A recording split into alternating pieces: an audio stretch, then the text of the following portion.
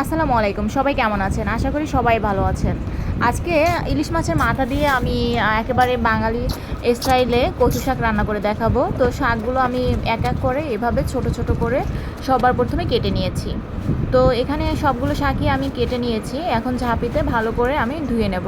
এখানে 3 থেকে 4 বার আমি ফ্রেশভাবে শাকগুলোকে ধুয়ে নিয়েছি। এবার একটি পাতিলে আমি শাকগুলো দিয়ে সামান্য পরিমাণ পানি দিয়ে ঢেকে সিদ্ধ করে নেব।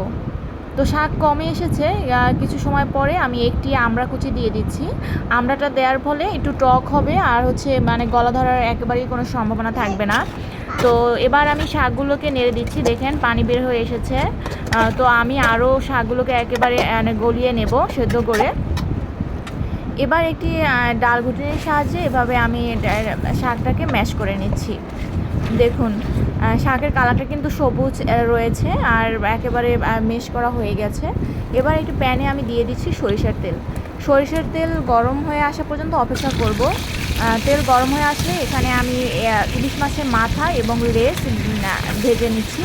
আর সাথে দিয়ে দিলাম প্রায় 2টির মতো ছোট ছোট আলু, এভাবে গোল গোল করে আমি কেটে দিয়েছি। তো ভাজা হয়ে গেছে, ভালো করে ভেজে নিয়েছি নরম করে। এবার তুলে নিচ্ছি। একই তেলে আমি এখানে শুকনো মরিচ দিয়ে দিয়েছি প্রায় 4টির মতো, আর একটি বড় সাইজের ইন্ডিয়ান রসুন কেটে দিয়ে দিয়েছি। এবার মরিচ এবং রসুন একেবারে লাল করে আমি ভেজে নেব। সময় করে রসুনটাকে ভেজে নিতে হবে। আর আমরা সবাই জানি কচু শাকে রসুনের পরিমাণটা দিলে গলা ধরার সম্ভাবনা থাকে না। তো এখানে আমি দিয়ে দিলাম পেঁয়াজ কুচি এবং কাঁচামরিচ। তো পেঁয়াজ এবং কাঁচামরিচগুলোকেও আমি রসুনের সাথে ভেজে নেব। আর দিয়ে দিলাম আমি রসুন বাটা। তো কচু শাকে আমি রসুনের পরিমাণটা একটু বেশি দেব। তো এখানে আমি পানি দিয়ে দিচ্ছি মশলাটাকে কষানোর জন্য। দিয়ে দিলাম পরিমাণ মতো লবণ আর হলুদের গুঁড়ো, জিরের গুঁড়ো, আর দিয়ে দিলাম শুকনো মরিচের গুঁড়ো। এবার ভালো মতো আমি মশলাটাকে কষিয়ে নেব। মশলা কষানো হয়ে গেছে। এবার আমি আগে থেকে ম্যাশ করে রাখা কচু শাক দিয়ে দিচ্ছি। তো মশলা কষানোর পরে আমি কচু শাকটাকে সবার প্রথমে দিয়ে মশলার সাথে কষিয়ে নেব। প্রায় 3 থেকে 4 মিনিটের মতো আমি শুধু শাকটাকে কষিয়ে নিয়েছি। তো শাক কষানো হয়ে গেলে ভেজে রাখা আলু এবং ইলিশ মাছ আমি দিয়ে দিচ্ছি। তো এভাবে সবার লাস্টে আমি ধনিয়া পাতা দিয়ে দিচ্ছি একটু ফ্লেভারের জন্য। আর দিয়ে দিলাম সামান্য পরিমাণ চিনি।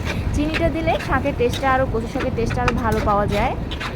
তো সবার লাস্টে আমি একটু চিলি ফ্লেক্স দিয়ে দিয়েছি।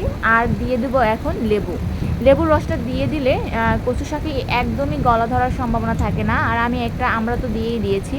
তো এভাবে আমি বাসায় সময় পেলেই ইলিশ মাছের মাথা এবং লেজ দিয়ে এভাবে কচু শাক রান্না করি।